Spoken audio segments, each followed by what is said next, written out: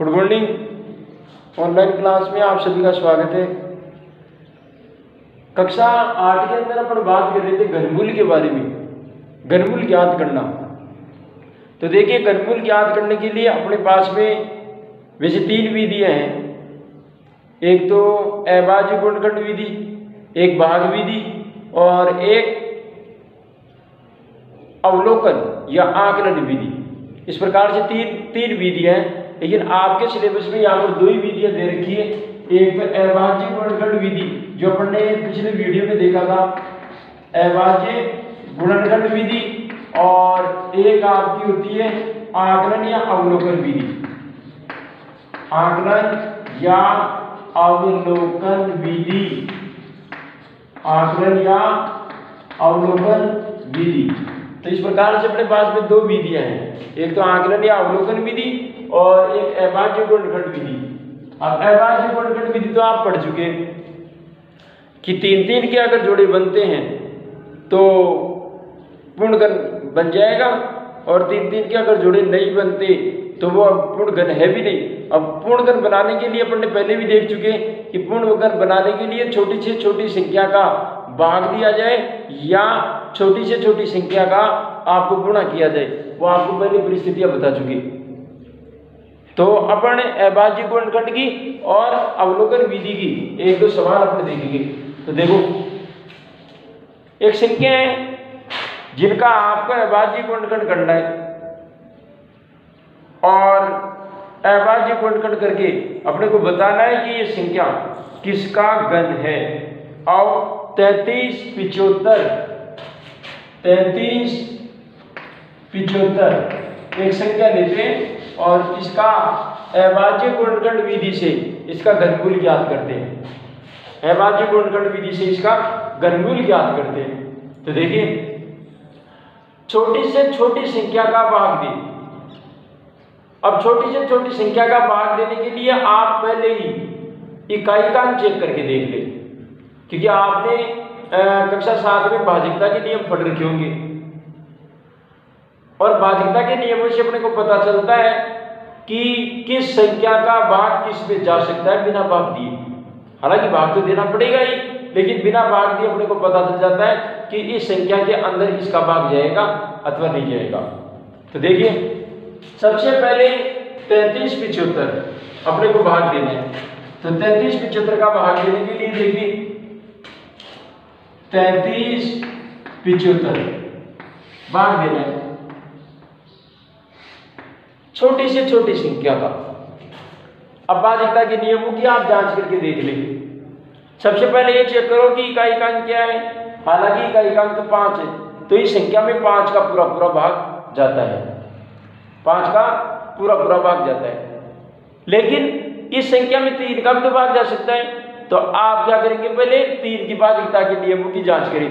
3 की भाज्यता का नियम क्या कहता है कि आप इकाई के सभी अंकों का योग कर लो, जो योगफल आएगा उसमें यदि 3 का भाग जाता है तो समझ लेना उस संख्या में भी 3 का पूरा भाग जाएगा। सीधी सी बात है। तो अब आप योग करो, इधर 7 और 5 12, 15 और 3 18, और 18 में 3 का पूरा भाग जाता है तो संख्या में भी 3 का पूरा भाग जाएगा। और 3 का भाग दे देते हैं। 3 एकम 3, 3 एकम 3, 3 दूनी 6 और 3 पंजे 15। क्या अब भी 3 का भाग जाता है? तो योग करके देख लो, 5 और 2 7, 7 और 1 8, 8 और 1 9। अब 9 में 3 का पूरा भाग जाता है तो संख्या में भी 3 का पूरा भाग जाएगा। 3 का भाग 2 7, 3 3 9, 9 2 बच के 3 7 21 और 3 बचे 15। अब भी जाता है 3 का भाग, 3 का भाग 3 एकम 3, 3 दूनी 6, 3 पंजे 15, 3 पंजे 15। अब आ गया संख्या 125। अब 125 में आप अंकों का योग करके देखो, पहले 5 और 2 7 और 1 8। अब 8 में 3 का पूरा भाग नहीं जाता तो अब आगे की संख्या कौन सी है जिसमें भाग जा सके? तो आप इकाई का अंक चेक करो। इकाई का अंक यहाँ पर 5 है। इकाई का अंक कितना है? 5। तो इसका मतलब है कि इसमें 5 का पूरा भाग जाएगा, तो 5 का भाग देंगे आप। 5 का भाग दिया, 5 दूनी 10, 5 25, 5 का भाग दो, 5 25, 5 एकम 5। अभाज्य गुणनखंड करने के बाद आप 3 अभाज्य संख्याओं का एक जोड़ा बनाओ। ये 3 अभाज्य संख्याओं के एक एक जोड़ी बन गई, यानी 3 × 5, 3 का एक जोड़ा बनाए और 5 का भी एक जोड़ा बनाए, तो 3 5 किया 15। इसका मतलब ये संख्या जो 33 75 दे रखी है, ये 15 का क्यूब है, ये 15 का क्यूब है। तो इस प्रकार से आपका अभाज्य गुणनखंड विधि से आपको इसका भाग देना है। लेकिन एक सबसे बड़ी बात, भाग देना देते समय आपको विशेष सावधानी बरतनी है। पहली बात, भाग टूट रहा है, जीरो भी लगानी है, या कोई संख्या भूल गए, भाज्यता के नियमों को ध्यान में रखते हुए आपको भाग देना है। बार बार आपको भाग देकर के चेक करने की आवश्यकता नहीं पड़े, इसके लिए एक बार आप भाज्यता के नियमों को आप एक बार देख लें, ताकि अपने को भाग देने में दिक्कत नहीं आए। जैसा ही भाग पूरा हुआ, अब जाहिर सी बात है, जो अगर पूर्ण घन संख्या होगी उसमें जाहिर सी बात है जोड़े जो हैं वो पूरे बनेंगे, इसमें कोई दिक्कत वाली बात नहीं। जोड़े जो बनेंगे वो पूरे बनेंगे, आपको डाउट नहीं होगा। लेकिन अगर कोई सवाल में भाग देने में मिस्टेक कर दी, निश्चित रूप से जोड़े नहीं बनेंगे, वो पूर्ण घन नहीं बना सकते। आप संख्या को दोष नहीं दे सकते, तो भाग आप सावधानी से करें, उसे पता चलेगा पूर्ण घन हो रहा है या नहीं हो रहा है। एक संख्या लेता हूं मैं 8000, एक संख्या थी 8000। अब 8000 का मुझे घनमूल ज्ञात करना है अभाज्य गुणनखंड विधि से। अभाज्य गुणनखंड विधि से मुझे इसका घनमूल ज्ञात करना है। अब देखिए, छोटी से छोटी संख्या का भाग देना है।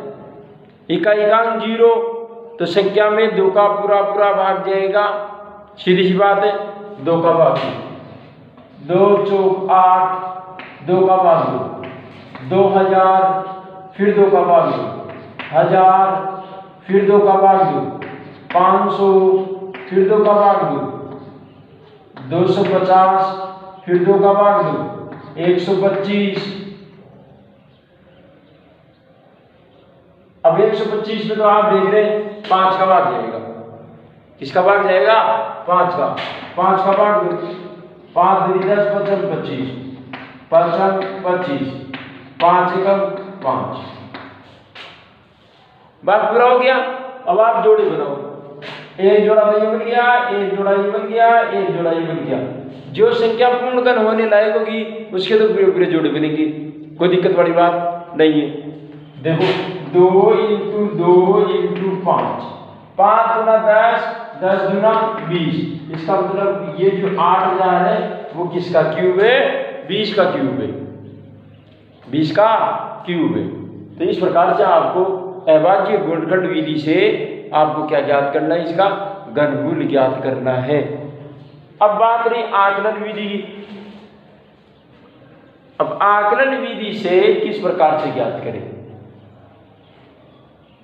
अब आकलन विधि से आपको यदि ज्ञात करना है तो किस प्रकार से ज्ञात करें? मान लीजिए यही संख्या है